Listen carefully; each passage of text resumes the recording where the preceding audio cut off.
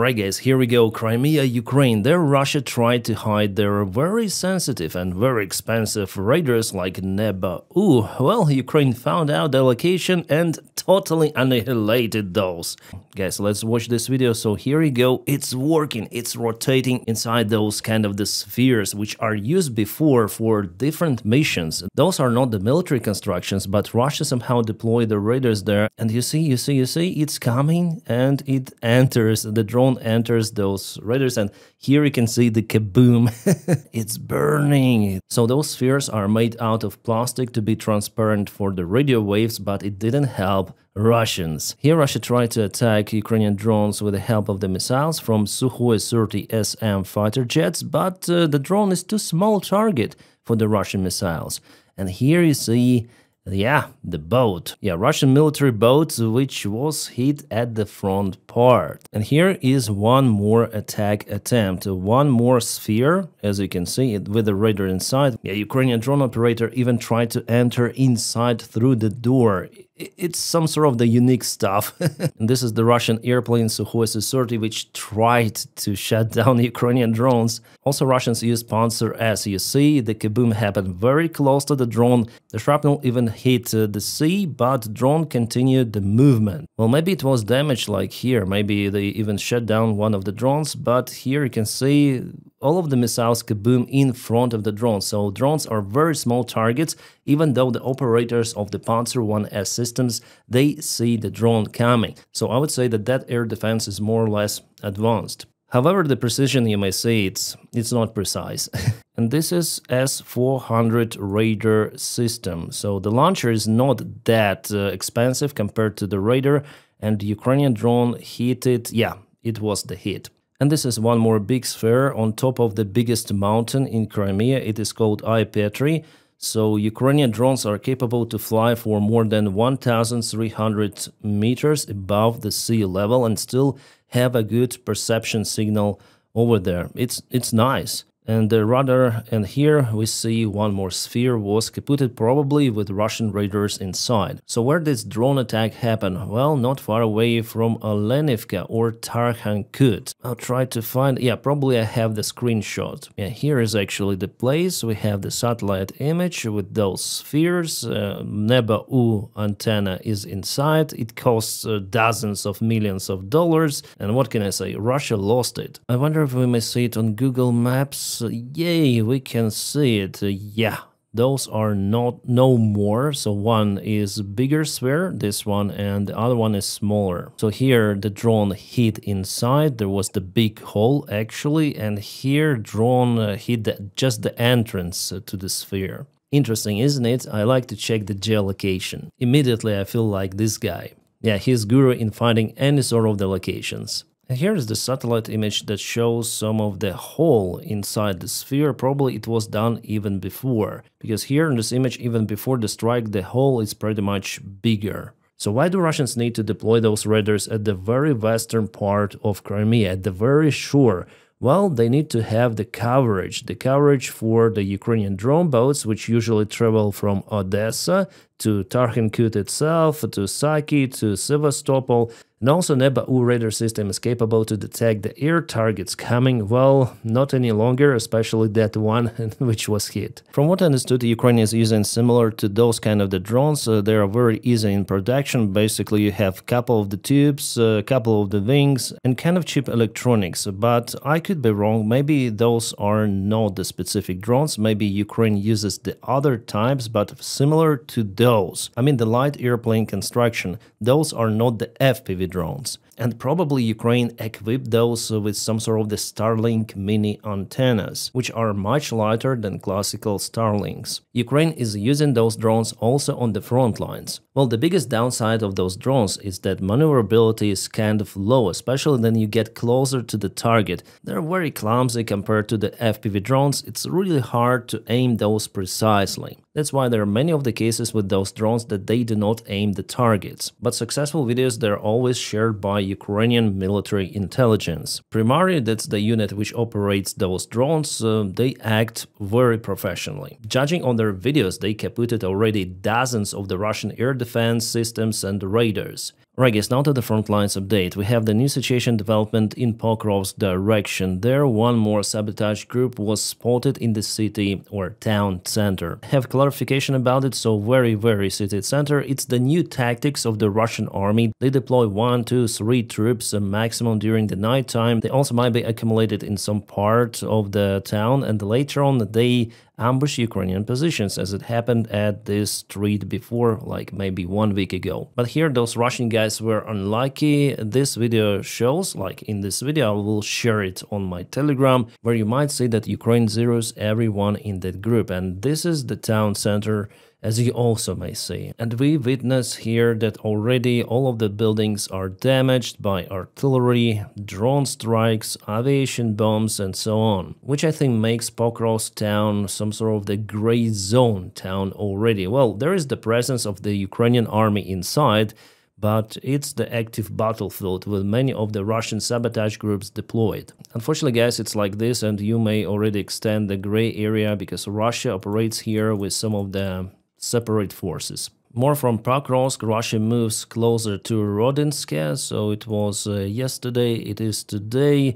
They're very close to the settlement if they take it, and I think they'll do it. It's just a matter of time for Ukraine to withdraw the forces from Mirnograd, especially because it will be like half encircled, and next will be Pokrovsk. Yeah, sadly, but Russia was capable to create this significant bridgehead. They moved across this road and attack Ukraine from the northeastern part, and potentially there could be multiple vectors of attack on Mirnograd. The goal of Putin is to occupy Pokrovsk and Mirnograd this year, to enter the winter campaign with this pocket fully occupied, and also with occupation of Konstantinivka. That's the main goal, the second main goal of the Russian army. And also Russia wants to take Kupiansk under control. You may say that it's quite big, potentially it could be the biggest settlement which Russia could take, while Konstantinivka is actually also kind of big. And also Russia could start the landing operation, as I told you yesterday, in Kherson city, but not to the main part, no, but here they could do it. By the way, today there were no aviation gliding bomb strikes on the bridge, which is still functioning for Ukraine. Guys, we're gonna return to the more detailed front lines review, but first I want to say about this Russian refinery. So 100% it is the refinery. Afipsky oil refinery in the Krasnodar region of the Russian Federation. So for the second days or second nights consecutive, Ukraine strikes Russian oil infrastructure, especially refineries all across Russian territory, European part at least, especially in Rostov region of Russia. So for Russia it's getting harder to produce the diesel for their army, and it also harms the export of Russia. Yeah, we have one more image, absolutely beautiful image coming from the place. So this refinery is no-go after this fire for sure, and Russia is unable to replace sophisticated equipment which is burning, because after the Soviet Union collapse, most of the Russian refineries were modernized with German equipment, with equipment coming from South Korea, European, American. Russia is unable to produce that one, so refineries play a significant role. Not the old storages, however, sometimes they may also be sensitive, especially if we speak about jet fuel tanks, which were recently kaputted in Adler Sochi airport. But refineries, wow, this is really harmful for the Russian economy. And this is the location of the refinery. As you might see, it's not that far away from the main city of Krasnodar of this entire region. And this is the border of Ukraine, so very close, 400 kilometers if you launch the drone from Zaporizhia. Now let's go back to the front lines. Probably with this map it is easier to understand. Well, there was the attempt of the Russian army. Yeah, this is Konstantinivka for your information. This is Toretsk, and Russia tried to assault towards Katerinovka and Klebanbik just a couple of days ago. Russia went to Katerinovka with their armored vehicles. They went across this road to this side and entered the main street of Katerinovka. Well, they lost one car over here, one car in the village and at the exit of the village. Well, we have the video showing the Russian infantry fighting vehicles modified into the Hunger type of the vehicles which went to Katerinovka. And to check the very exact position, I usually use the map presented to us by the Maiko Centis3 Analytic. The link for his Twitter you may find in the description below, and there you may find this map. So this is the precise location of those Russian vehicles. This one was kaputted at first. All the data with images and confirmation. The vehicle is burning. And yeah, as I told you, one kaputted at the middle here. It was stopped and later on finished by FPV. This drone really went inside the vehicle, inside this hatch, so for sure it was kaputted. And the last vehicle, we also have the data with clarification. Yeah, here we have the vehicle. It was kaputted on the way out. The last vehicle kaboomed. Russians tried to deploy their forces in Katerinivka, but it didn't go well, absolutely. Well, they also used drone strikes. At first, they thought that they got rid of the Ukrainian presence there, but Ukraine is also using drones. But in general, you see this attack vector of the Russian army. They really tried to push towards the lake already, and they even caused losses for Ukrainian side. Here, Ukraine lost one of the artillery systems, from what I understood. Yeah, we have this confirmation here. Plus, Ukraine also lost one of the AMRAP vehicles. Here, the vehicle is on fire. And from what I may say, that the terrain here is not good for hiding the forces. You see just few of the tree lines and this forest patch available on the maps. It's not the forest patch any longer. So this is some sort of the open field environment with just some of the elevation, hills and downhills of terrain. That's why I think for Ukraine it's better to withdraw the forces from this entire region, because if Russia attacks, and they may attack very fast from this direction, they already have this vector and they advanced 2 days ago. Well, here Russia may definitely cut Ukrainian army in this pocket. And here from this direction Ukrainian forces are already jammed. I would say this road is under control by the Russian army, so the only way out is this bottleneck, and Russia aims their drones, their artillery to this open, as I say to you, place. So even now, if you start the withdrawal of the forces, it's better to use small groups and not to do it like at once, and they should go during the night time. It is better. Yeah, some people say that Russia has thermal drones and so on, but not always. Yeah, thermal drones are out there, but they're not available for every soldier group, especially in the Russian army. And here we say that Russia causes the losses for Ukrainian army even in Konstantinivka. So coordinate source, some of the Telegram channel. Yeah, there was the vehicle.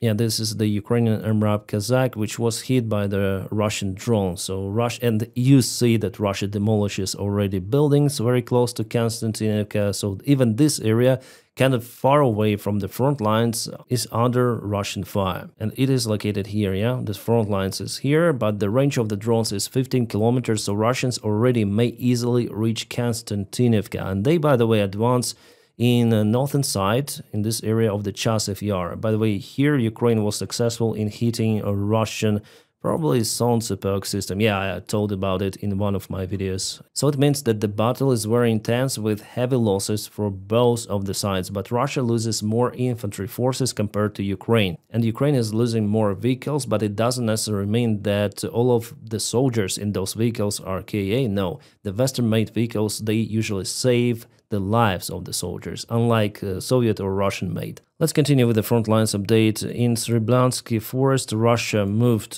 from 2 of the positions. They have 2 of the vectors of attack, and from Hryhorivka they expanded the gray area towards Serebranka itself. So it was yesterday, and it is today. Also the expansion, light expansion of the red area too. The fights are ongoing in this settlement.